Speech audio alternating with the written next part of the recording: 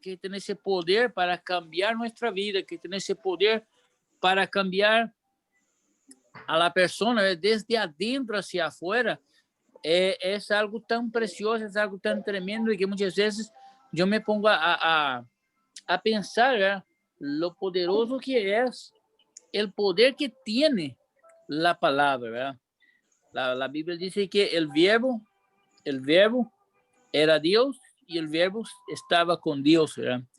Y el verbo se ha hecho carne y habitó entre nosotros, ¿verdad? Jesús, ¿verdad? Estaba con Dios, que era la palabra, y esa palabra pues se ha hecho carne y se reveló entre nosotros. Y hoy día, ¿verdad? Nosotros como cristianos, como hijos de Dios, tenemos, ¿verdad?, el privilegio de tener esa palabra, ¿verdad? Esta palabra. Y no solamente eso, ¿verdad?, tenemos la honra de saber de que el Señor ha elegido a mí, que ha elegido a usted, ¿verdad? A todos nosotros como embajadores de su palabra. O sea, somos representantes del Señor aquí en la tierra, ¿verdad? Nosotros hemos sido comprados a precio de sangre. El Señor ha pagado un precio para nosotros, como yo siempre, a mí me gusta decir, de que el Señor nos quita ya de la basura del mundo, ¿eh? Estamos en el basurero, estamos perdidos, y el Señor, por su gracia, por su misericordia, nos resgata, nos limpia, nos sana y nos hace embajadores suyos. Amén. Qué privilegio que tenemos, hermano. Es un privilegio que nosotros tenemos, de saber de que el Señor no ha mirado nuestra condición de pecadores. Amén. Antes, ¿verdad?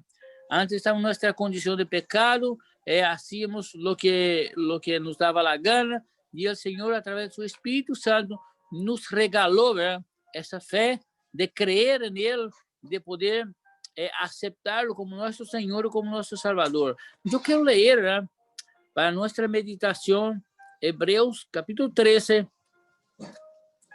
el versículo 21, el 20 y el 21, que dice la palabra del Señor. Y el Dios de paz, que resucitó de los muertos a nuestro Señor Jesucristo, el gran pastor de las ovejas, por la sangre del pacto eterno, os haga aptos en toda la obra buena, para que hagáis su voluntad, haciendo Él en vosotros lo que es agradable delante de Él, por Jesucristo, a cual sea la gloria por los siglos de los siglos. Amén. Aquí deja bastante clara la parte A del versículo, que dice que os haga aptos en toda buena obra, para que hagáis su voluntad. Yo quiero meditar un poquito con la iglesia del Señor, ¿verdad? El hecho de hacer la voluntad del Señor, el hecho de querer hacer aquello que Dios realmente es, muchas veces una pregunta que nosotros se lo hacemos a nosotros mismos, y a veces hasta al Espíritu Santo, ¿verdad? ¿Qué es, verdad? O lo que es que Dios quiere de mí. Porque muchas veces estamos dispuestos a dar al Señor, pero no sabemos muchas veces cuál es el siguiente paso que tenemos que dar. Yo quiero amar al Señor de todo mi corazón, con toda mi fuerza, con toda mi alma, pero muchas veces yo quiero saber lo que el Señor pide de mí, como ser humano, como con todo mi fallo, con todo mi pecado, como sea, pero a veces me hago esa pregunta al Señor: ¿qué quieres que yo haga? ¿Qué puedo poner de mi parte? ¿Qué puedo dar al Señor? Porque al final todo es de Él, ¿verdad que sí? Pero muchas veces nosotros no conocemos o no sabemos el potencial que nosotros tenemos. Y muchas veces nos ocupamos con nuestro trabajo, nos ocupamos con nuestra vida diaria, nos ocupamos con nuestros haceres del día a día, y olvidamos, ¿verdad? O no paramos un poquito para pensar cuál es realmente el potencial que tengo, hablando hacia el reino de los cielos, hablando hacia lo espiritual, hablando hacia a lo sobrenatural en mi vida. Porque Dios, ¿verdad?, el que ha hecho nosotros, yo siempre digo, es como, por ejemplo, el que fabrica un ordenador, por ejemplo, sabe, ¿verdad?, la capacidad que tiene su ordenador, la capacidad de su memoria, la capacidad de cargar, de tener de almacenamiento. Así también muchas veces Dios con nosotros, Él que nos ha hecho nosotros, Él sabe, ¿verdad? El potencial que nosotros tenemos. Pero nosotros muchas veces no tenemos ese discernimiento de saber si realmente yo tengo ese potencial.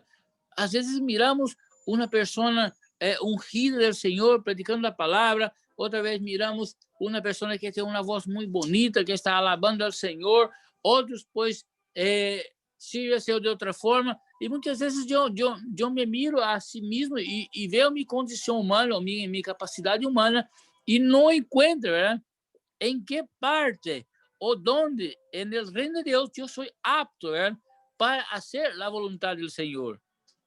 Entonces, porque me quedo confundido en esta área, lo que hago muchas veces, pues, ya que no entiendo, ya que no sé, o no procuro saber lo que es que Dios quiere, o que tienes para mí, entonces yo dejo de hacer la voluntad del Padre y empiezo a hacer mi voluntad. Pero hay algo dentro mío, ¿verdad? Hay algo dentro mío que tem sede de Deus. Porque quando Deus ha hecho a Adão, ¿verdad?, en el Edén, ¿verdad?, Él se lo regaló algo que no era de él, que era su espíritu, ¿verdad? Se le sopló, ¿verdad?, en sus narices, le dio el espíritu de Dios, ¿verdad?, que está en nosotros. Y muchas veces también ese espíritu que está en nosotros, que tiene sed de un creador, que tiene sed de un salvador, nos impulsa, ¿verdad?, muchas veces a nos dejar como que inquietos, ¿verdad?, con esa pregunta, inquietos en nuestra conciencia, saber, no, pero algo tengo que hacer, ¿qué tengo que hacer para el Señor? ¿A dónde es que tengo que mover? ¿En qué tengo que moverme? Y esa sed, ese hambre de buscar el Señor, lleva, ¿verdad?, muchas veces la necesidad que ve también a través de nuestra alma. Porque muchas veces nos dejamos llevar por los sentimientos del alma y ese sentimiento nos carga con ese sentimiento de saber cuál es el potencial que tengo, de qué manera puedo servir al Señor. Y sabe lo que pasa, que ese proceso, cuando nosotros disponemos,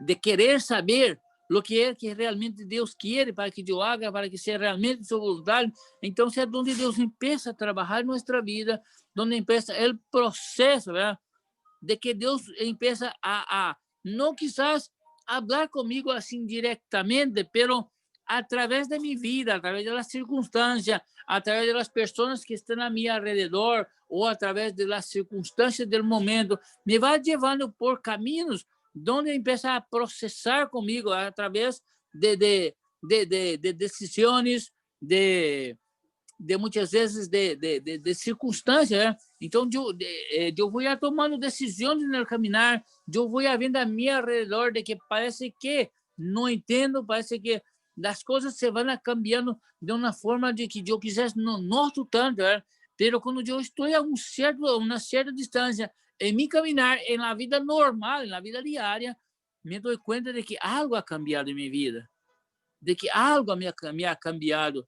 Quizás yo soy una persona más madura, quizás yo soy una persona más consciente, quizás yo soy una persona ya que ya respeto un poquito más, que ya tengo un poquito más de respeto cuando se habla de la palabra del Señor. Entonces yo me pregunto, pero ¿qué me está pasando? ¿Por qué? Porque yo a veces me olvido de esa pregunta que yo me he hecho hace tiempo atrás, ¿verdad? ¿Qué quieres que yo haga? Entonces Dios se dispone, ¿verdad?, a llevar-me a esse processo, ¿verdad? E esse processo, ¿por quê? Porque Deus sabe de que para que desarrollemos, ¿verdad?, el potencial que nosotros tenemos, ¿verdad?, es necesário primeiro que adquirimos uma certa experiência no caminhar com Deus. A Bíblia diz que nosotros não se pode dar, ¿verdad?, uma comida fuerte a un niño, a un bebé, por ejemplo, se da o qué? Se da la leche. Luego ese bebé empieza a crecer y es donde empieza a dar una comida que tiene más sustancia, que tiene más vitamina, que es más fuerte. Pero ese proceso, ¿verdad?, de la experiencia que nosotros vamos adquiriendo en el caminar, es la respuesta, ¿verdad?, de que muchas veces nosotros nos preguntamos, ¿verdad?, ¿qué Dios quiere conmigo? No, nunca te ha pasado, yo creo que ya ha pasado a todos nosotros, ¿verdad? De que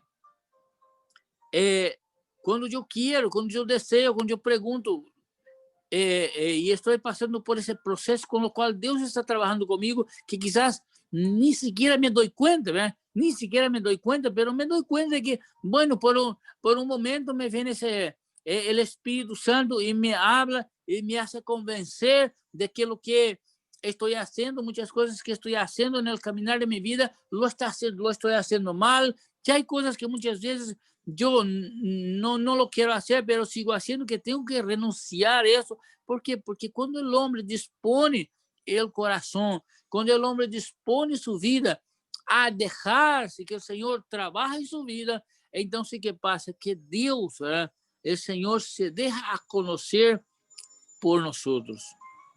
Y lo maravilloso, hermanos, es que cuando Dios se deja conocer por nosotros, que a través, ¿verdad? Del perdón de nuestros pecados, a través de la sangre de Cristo, ¿verdad? Él, como Dios, como soberano que es, Él no puede asumir a nosotros.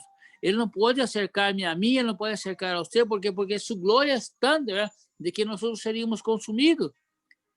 Pero Deus nos ama tanto, ¿eh? Nos ama tanto que dice la palabra de que ha dado su Hijo. ¿Para qué? Porque viene su Hijo, derrama su sangre en la cruz del Calvario para que la pared, que había una separación entre nosotros, el pecado y Dios, esa pared se rompa, y al romper esta pared, ¿verdad? Dios ya ve el hombre un poquito más cerca, ¿verdad? Ya no hace falta, ¿verdad? Estar tan lejos para que el hombre pueda conocer el Creador que nosotros tenemos.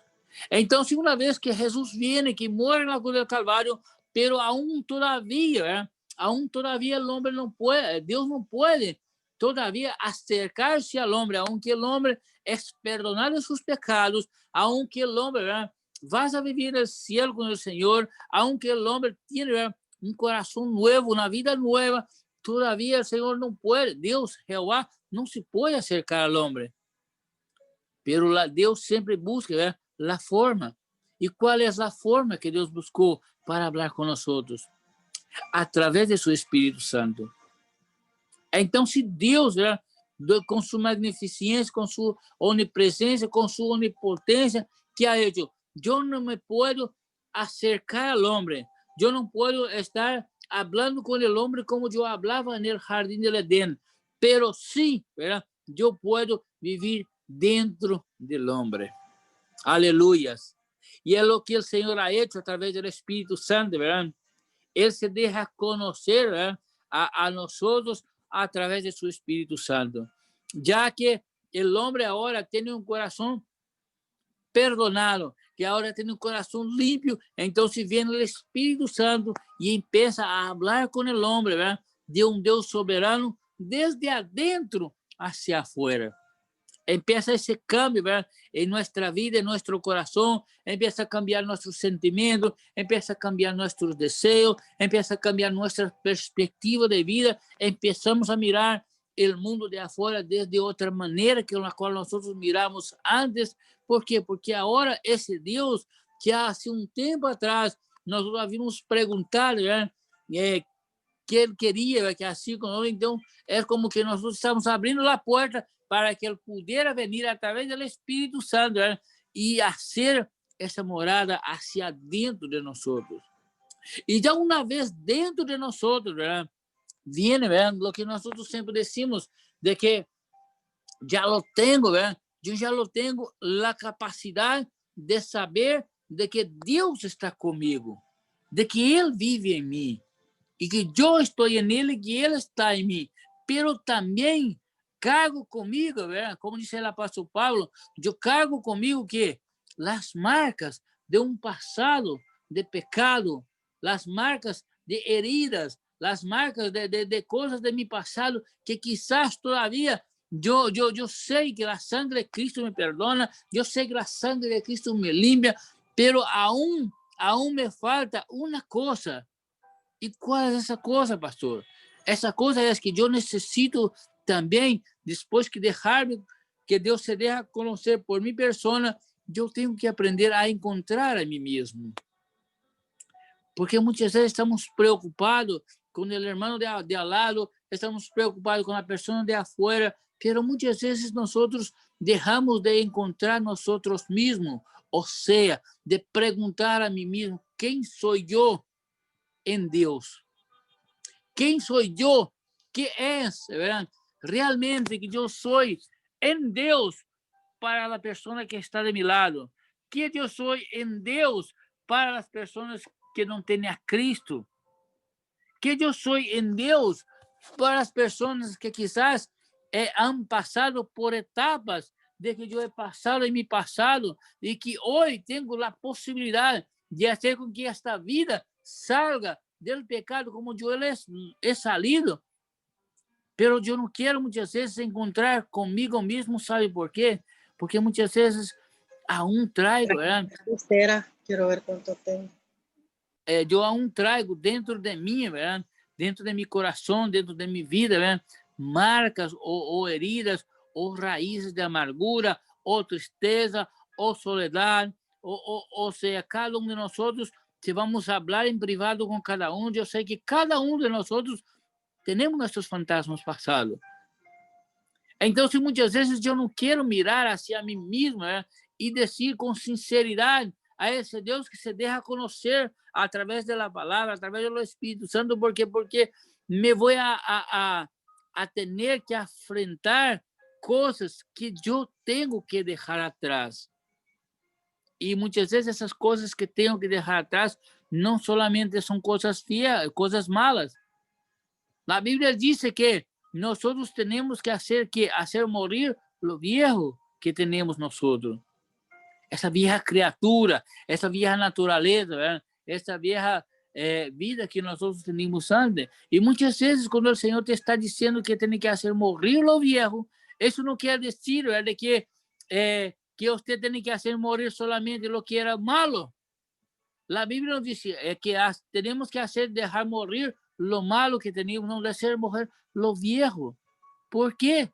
Porque hay cosas en nuestra vida que quizás a nuestros ojos parecían cosas buenas, parecían que eran cosas correctas, pero lo que Dios tiene de nuevo para nosotros, tenemos que despojarnos de lo que era viejo, de lo que nos está estorbando para recibir el nuevo que Dios tiene para nosotros. Y para recibir el nuevo que Dios tiene para mí, es como yo siempre digo, si yo tengo un vaso que está lleno de agua, no hay cómo volver a llenar este vaso otra vez, porque ya está lleno. Si yo quiero volver a llenar ese vaso, yo tengo que vaciarlo para volver a llenarlo. Y muchas veces es lo que Dios está diciendo a nosotros, ¿verdad? Para que nosotros podamos encontrar, ¿verdad? Primeramente con el Espíritu Santo y después con nosotros mismos, ¿verdad? De que con lo cual nosotros llegamos a hablar con el Señor cara a cara, ¿verdad? Con una conciencia limpia, con una conciencia tranquila de saber de que nosotros estamos, ¿verdad? Encontrando, ¿verdad? Y tenemos esa paz interior en nosotros de que nada no nos puede acusar porque somos limpios y lavados con la sangre de Cristo. Entonces, ¿qué tengo que hacer? Pues tengo, como ha dicho el ejemplo del vaso, ¿verdad? Tengo que vaciar de mi vida vieja, ¿verdad? Para recibir el nuevo que Dios tiene para mí. La Biblia dice en Apocalipsis 3:21, dice que a los que salgan vencedores, les daré un lugar conmigo en mi trono, así como yo he vencido y he sentado con mi Padre en su trono. La vida maravillosa de un cristiano, hermanos, yo siempre digo que nosotros somos formados por 5 etapas. Hay 5 etapas en la vida de un cristiano de que nosotros tenemos que aprender a pasar por ella y ir dejando atrás. ¿Por qué? Porque nosotros tenemos que ir creciendo en Dios, creciendo en el Señor.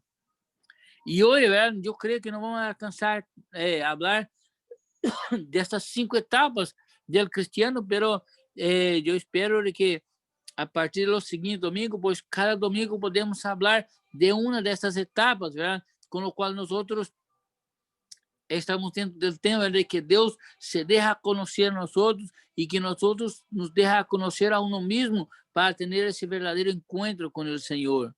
Entonces, son 5 etapas de nuestra vida. Primeramente, es la etapa de creyente. Luego pasamos a la etapa de que somos discípulos. Y luego pasamos a la etapa de que somos colaboradores. Y luego de colaboradores pasamos a la etapa de ser llamados hijos. Y luego la quinta, la más importante, ¿verdad? De sermos llamados primogénitos. Entonces, ¿qué quiero decir? De que, vamos a decir, hablamos un poquito, ¿verdad? De la idea de que la primera etapa, ¿verdad? Que nosotros empezamos nuestra carrera, nuestra vida cristiana es como creyente. Pero claro, yo vamos a hablar, pero no quiero de que pues uno se descalifique, no, pastor, es que yo ni siquiera he llegado a la etapa de creyente todavía, aún estoy ahí. No, no, no, no. ¿Verdad? Lo que quiero es de que usted aprenda, ¿verdad? De que hay etapas, esas etapas de nuestra vida que nosotros tenemos que estar atentos, ¿verdad?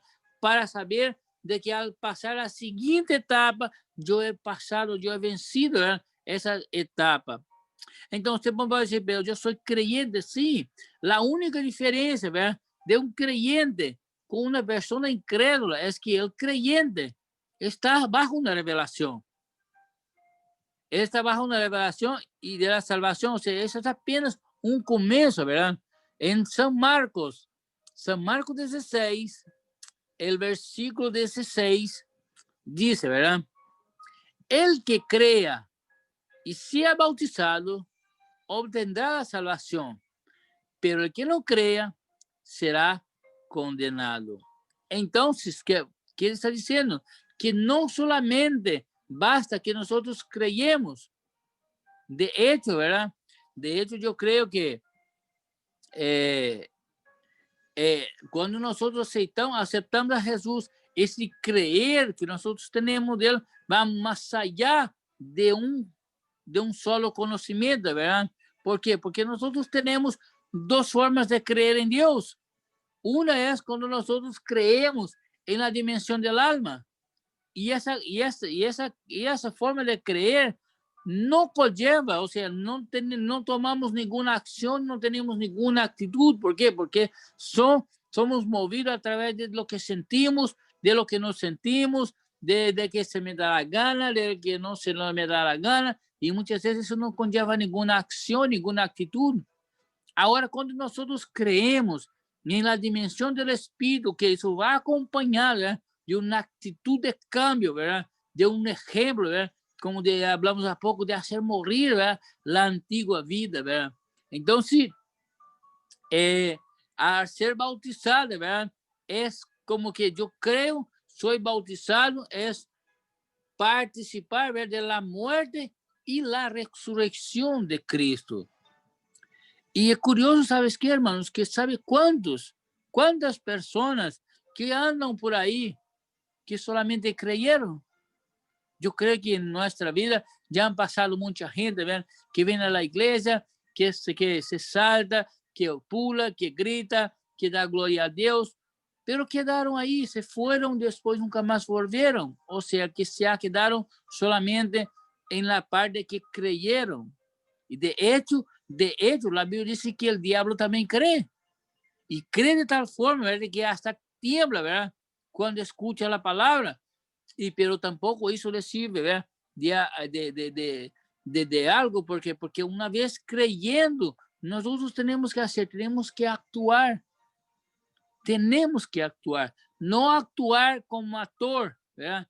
Pero actuar con un estilo de vida, con un cambio de vida, con un cambio de actitud, ¿verdad? Porque esa convicción que nosotros tenemos, ¿verdad? Tiene que haber que una actitud de cambio desde mi parte, desde adentro hacia afuera de mi vida. ¿Por qué? Porque muchas veces nosotros miramos que hay creyentes que están toda la vida, ¿verdad?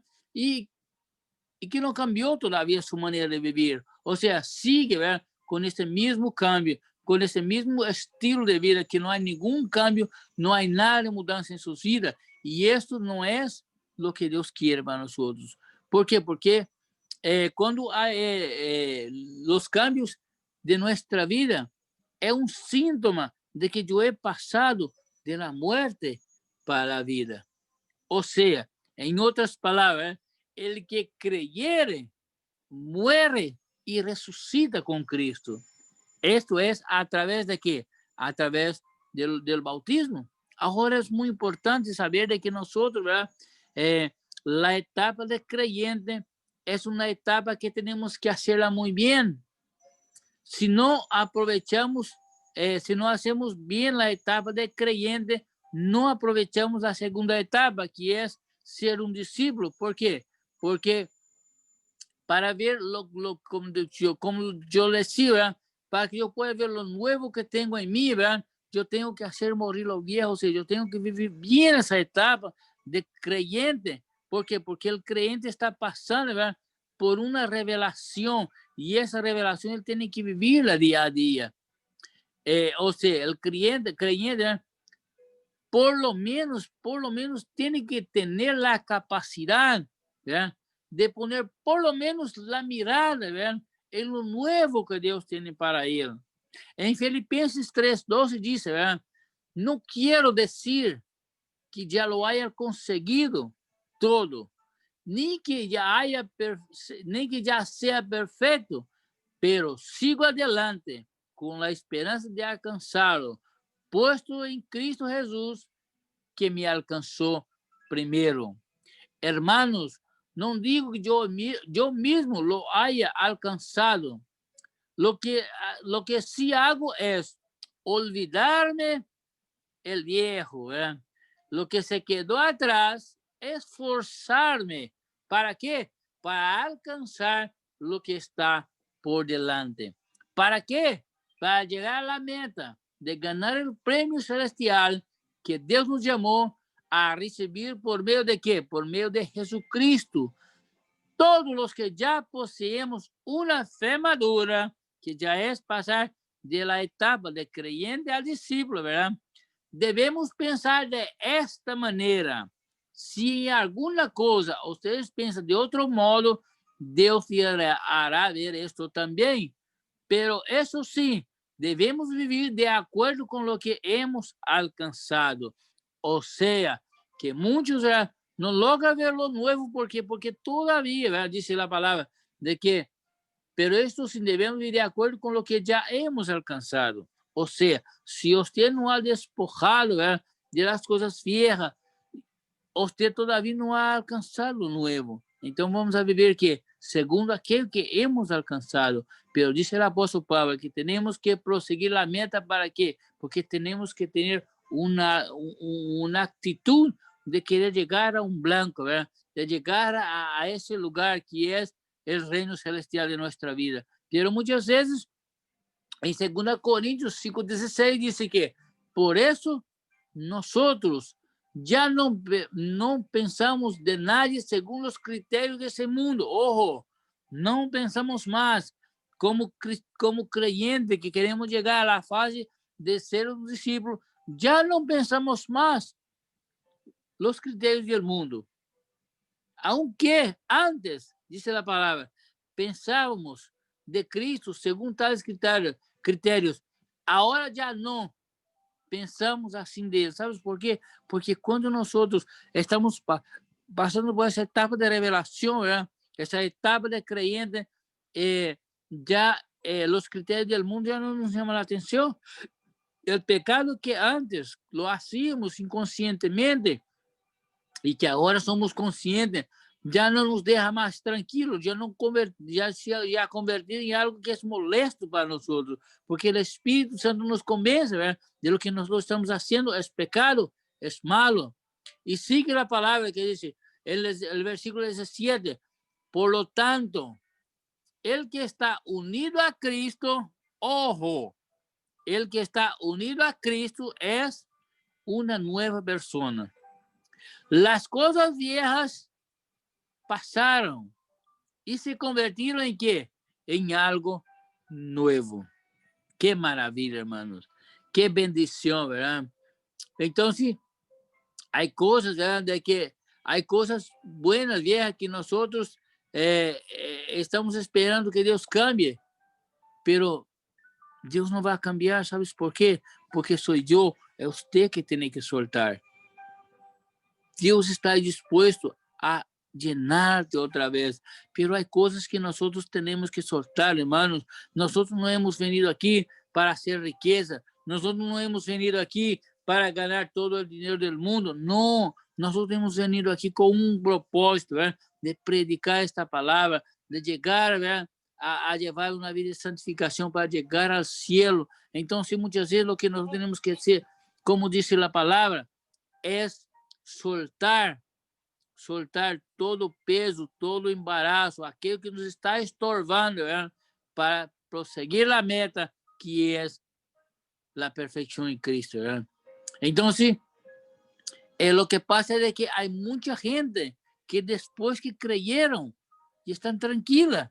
O sea, ya no preocupa más. O usted dice, mira, hermano, pues usted hace tiempo que ya es creyente, pues tiene que pues, buscar ser un discipulado, aprender a predicar el evangelio. No, hermano, tranquilo, yo ya acepté a Jesús, yo ya voy a ser salvo, yo estoy tranquilo. Eso no es normal. ¿Sabes por qué? Porque eso es como la infancia, o sea, es como la adolescencia. Una vez que uno ya pasa de la infancia, de la adolescencia a la juventud, cuando se despierta la conciencia de uno, ya la vida no es lo mismo. Ya usted ya no quiere hacer la niñería de antes. ¿Por qué? Porque ya es una persona que tiene la conciencia despertada y te das cuenta de que la vida parece que se va muy rápido. ¿Por qué? Porque ya tiene una conciencia despertada. Romanos 10:8 dice, ¿verdad? ¿Qué es, pues, lo que dice? Está te haciendo una pregunta. ¿Qué es, pues, lo que dice? La palabra está cerca de ti, mejor en tu boca y en tu corazón. Esta palabra es el mensaje de fe que predicamos. Si con tu boca reconoces a Jesús como Señor y con tu corazón crees que Dios lo resucitó, alcanzarás la salvación. Aquí hay 3 requisitos muy importantes. Reconocer con tu boca, reconocer con él, creer con el corazón que Jesús, ¿verdad?, nos trae la salvación. Y dice más, el 10, pues con el corazón se cree para alcanzar que la justicia y con la boca se reconoce Jesucristo para alcanzar la salvación. Ese es otro síntoma, ¿verdad?